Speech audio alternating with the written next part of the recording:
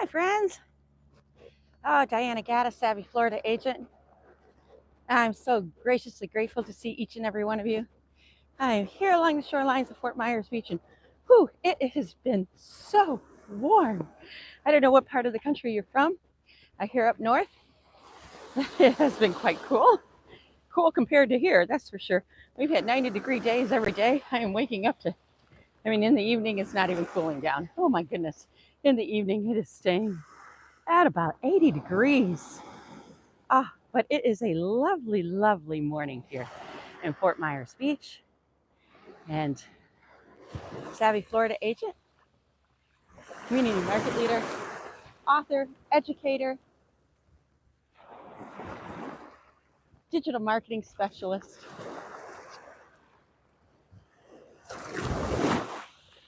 realtor, counselor, leader. I'm here this morning. I wanted to talk to you about building an abundance mindset. So recently I've authored several books. One was Parenting with Purpose. Another was Business with Purpose. And then this most recent one I published, and I'm still working on publishing the hard edits or the hard copies of the book. It's God Wants Me to Be Rich. You know, poverty is a curse, and we have to break these bondages and curses. And we have to find out, okay, with that, sometimes takes examination as to where it's coming from. You need to reflect on your mindset and where your attitudes of money were established. Did you know that every great achievement begins with a thought? A simple shift in mindset that transforms the ordinary into the extraordinary. Yes, today we're diving deep into the mindset that not only builds wealth, but sustains it. This is the Millionaire mindset. With that in mind, I have to tell you the mind shifts. Sometimes to figure out what builds wealth in your life, you have to examine your life experiences and the majority of those experiences and how to share that and how to share your story with others. So today, what I'm going to talk about for a few minutes here is shifting from scarcity to abundance. The first shift is from scarcity mentality to one of abundance. Scarcity tells you there's not enough, but abundance says there's more than enough for everyone. Imagine that thought. We've been conditioned to think that resources are limited, that we have to compete to get ahead. But the truth is, opportunities are limitless. Money is a tool, and it flows to those who believe in its abundance. So how do we tap into this abundance? By expressing gratitude, by focusing on opportunities rather than obstacles, and by recognizing that your thoughts create your reality. Yes, your thoughts create your reality. And to move from the competitiveness of that mindset to an abundance mindset, we are here to help one another. Life is here for us. Life is here to serve us, not to happen to us. Life is here for us. And with that brings people and relationships. So we want to align ourselves with the right people and the right relationships. In doing so, we build one another and support one another. And society teaches us that competition, that we're competing against one another. This is a wrong thought and a wrong mentality in the abundance mindset. We are here supporting one another. Society teaches that resources are limited. Resources are limitless. When we're supporting one another and collaborating with each other, we are building God's kingdom.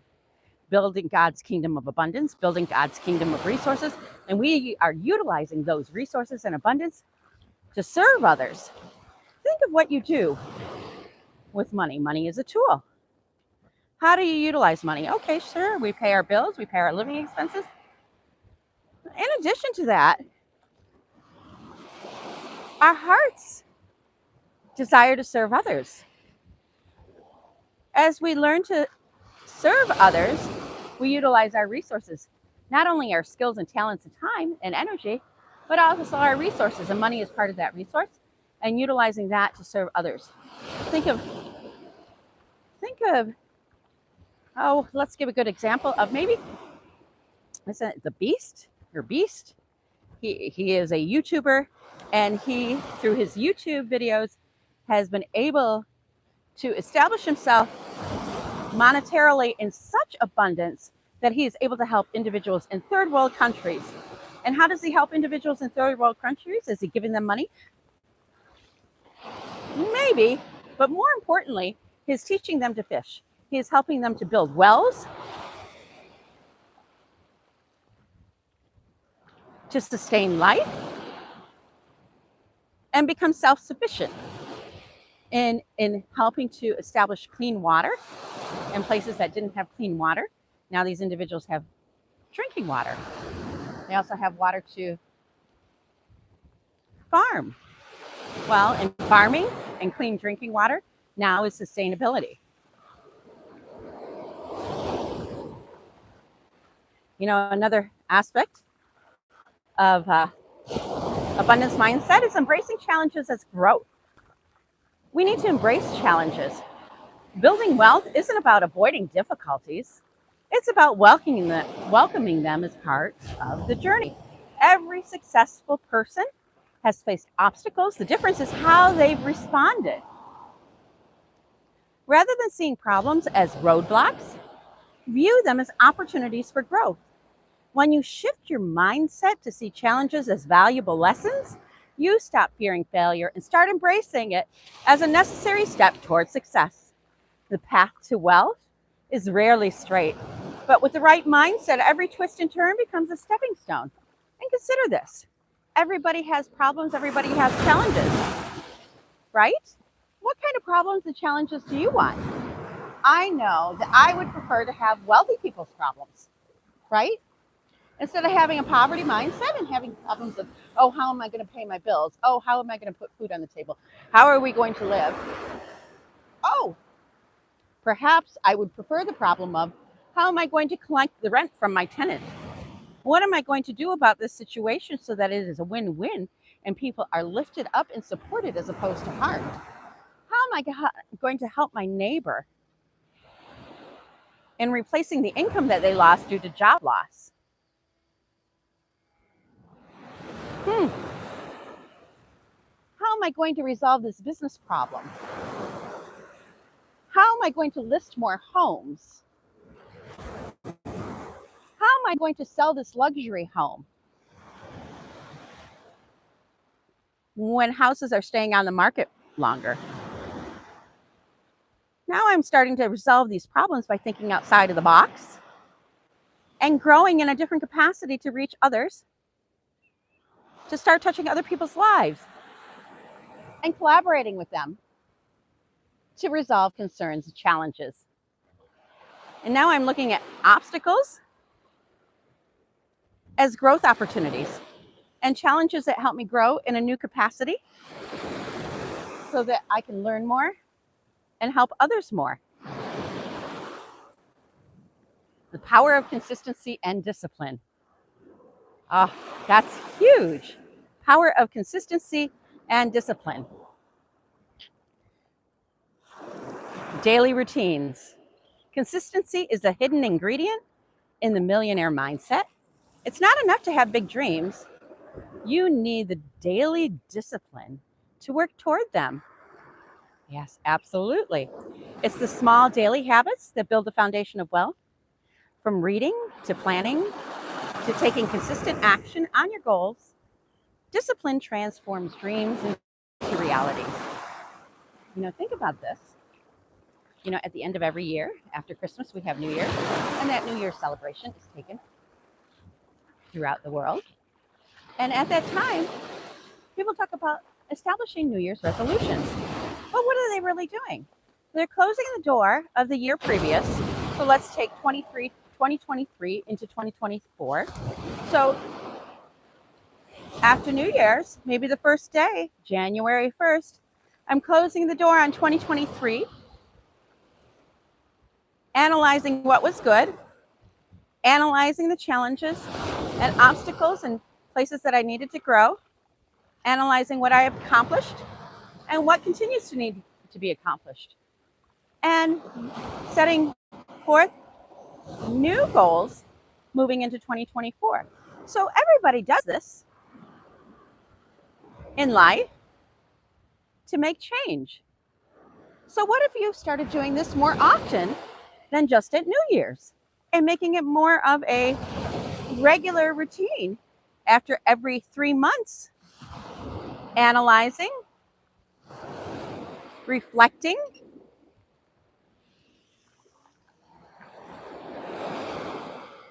comparing, and establishing your goals and your mindset and your perspective and help you. Are things going well? And we can break this down even further and do this every month. Did this work? This new venue that I started this month, is it working? Do I need to give it more time? Do I need to give it more energy? Or do I need to change up what I'm doing? Should my focus change? Reflecting, reviewing, evaluating, and then regrouping is important. And continued goal establishment and moving towards our big dreams. And this too is part of the millionaire mindset. Absolutely. See this beautiful beach behind me? This too was a mindset. This was always a dream of mine, to live on the beach, to be able to go to the beach every day. I finally got here. But it stayed continued, consistent work. I've always reinvested in myself, educated myself, established myself in new directions, maximized my opportunities, and when I came across challenges, resolving those challenges and using those for opportunities in growth and maturity and moving in a new direction. There's always seasons for everything. And manifesting those seasons and utilizing and taking great care and diligence in those seasons is extremely important. Now, this daily routine and being consistent is consistently doing the same things over and over again, investing in yourself. One of the things that I do on a regular basis, and I always have, is taking care of my health. Taking care of our health is an important step in keeping an abundant mindset. With that, we have less health concerns, less doctor's appointments. Is there need for medication? No, right? So we take care of our health. I take care of my health. I exercise daily. I watch what I eat. I eat for nutrition. Many people in our society now are eating out of comfort, out of celebration.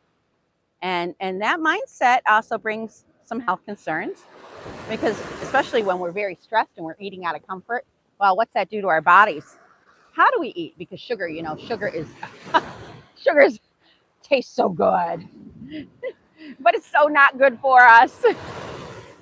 So keeping that in check, I'm not saying eliminate it, just keep it in check, right?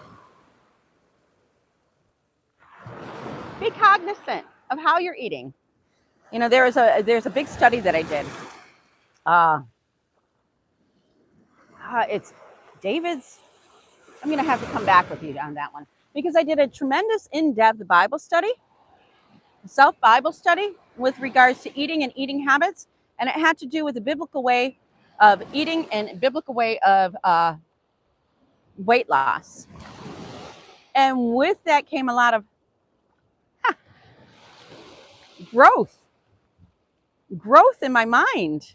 And because it helped me to analyze why I was eating, how I was eating, what prompted this kind of an eating, and gluttony.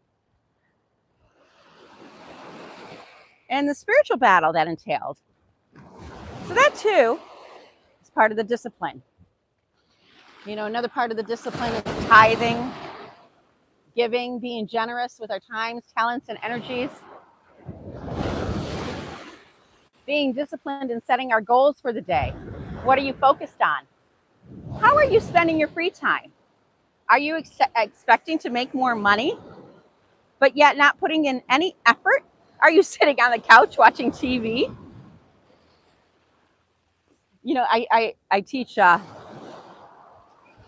I teach English to English language learner adults, and I love it. I'm very graciously grateful for all these individuals, and I'm very graciously grateful for the opportunity to do so. My parents are 100% Hungarian, so when I was growing up, English was my second language, Hungarian is my first language, and I spent my time with my mother and father learning English when I started school, because prior to them, we didn't need English, because our community here in the United States was surrounded by Hungarian-speaking individuals. So as I learned English, I started teaching English more and more English and understanding to my mother and my father, which was tremendous because that laid a foundation and, again, a skill set that I didn't realize that I had and that I enjoyed. So by teaching others the English language, I am going back to the roots of what I love. It reminds me of my parents and how graciously grateful I am that they came to this country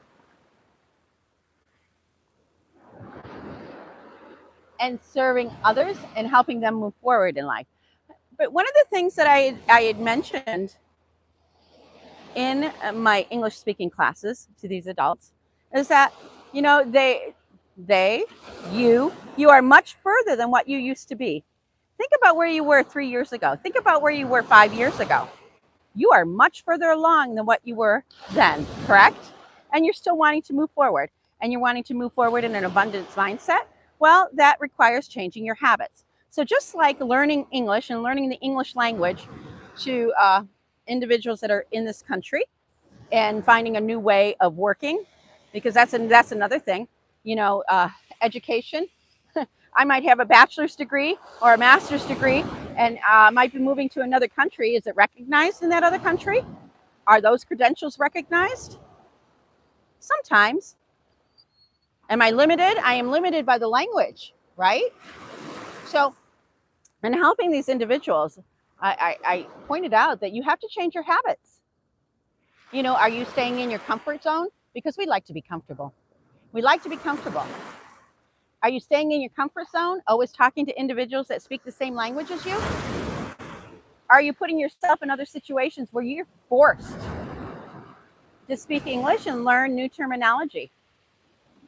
It's scary being vulnerable, but people want to help. People like to help. And if they feel that gives them purpose and meaning. And by your being vulnerable and asking for help and learning new skills and talents, you're also helping somebody else by giving them meaning and purpose. So I shared with these individuals, these English language learners, that one of the ways to learn more English language in their profession or their avenue that they want to pursue is by changing their habits. Again, are you listening to music from your own culture, or are you forcing yourself to listen to something else that is educating you, taking the time to put you in a new situation, giving you new skills, giving you new information that is moving you in a new direction?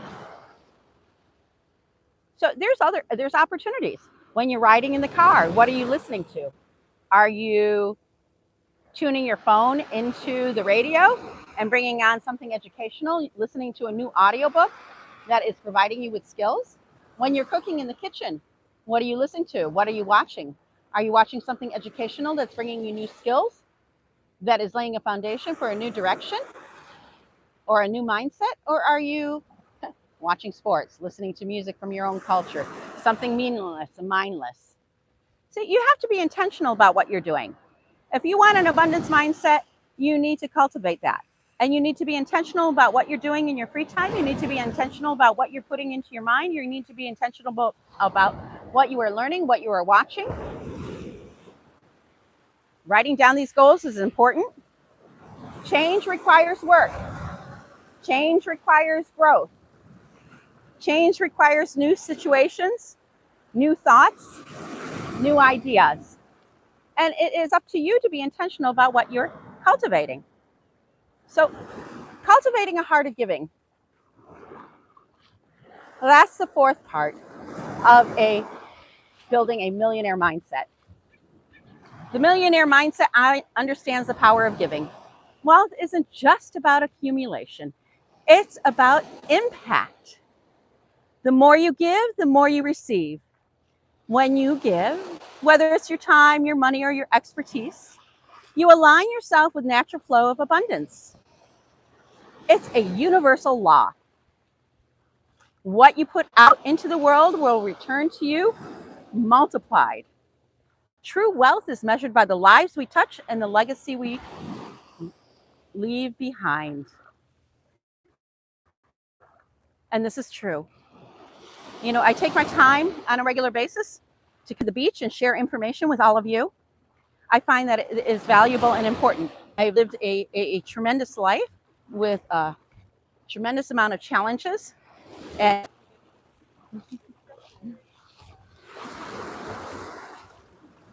I've raised 6 children, been married to my husband for 24 years, prayed diligently, regularly, attended church regularly, Bible study.